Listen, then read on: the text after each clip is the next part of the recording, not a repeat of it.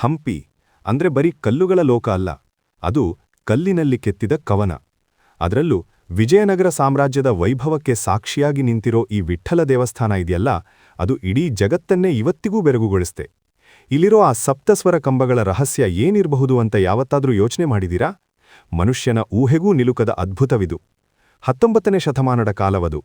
ಭಾರತವನ್ನ ಆಳ್ತಿದ್ದ ಬ್ರಿಟಿಷರಿಗೆ ಈ ಕಂಬಗಳಿಂದ ಮ್ಯೂಸಿಕ್ ಹೇಗೆ ಬರುತ್ತೆ ಎನ್ನೋದು ದೊಡ್ಡ ತಲೆನೋವಾಗಿತ್ತು.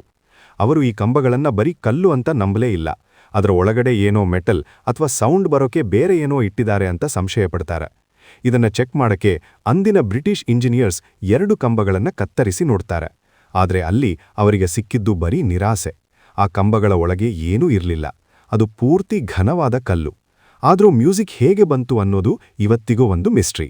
ಸೈಂಟಿಫಿಕ್ ಆಗಿ ನೋಡೋದಾದ್ರೆ, ಈ ಕಂಬಗಳನ್ನ ಮಾಡಿರೋ ಕಲ್ಲುಗಳಲ್ಲಿ ಸಿಲಿಕಾ ಮತ್ತು ಮೆಟಾಲಿಕ್ ಅಂಶ ಜಾಸ್ತಿ ಇದೆ.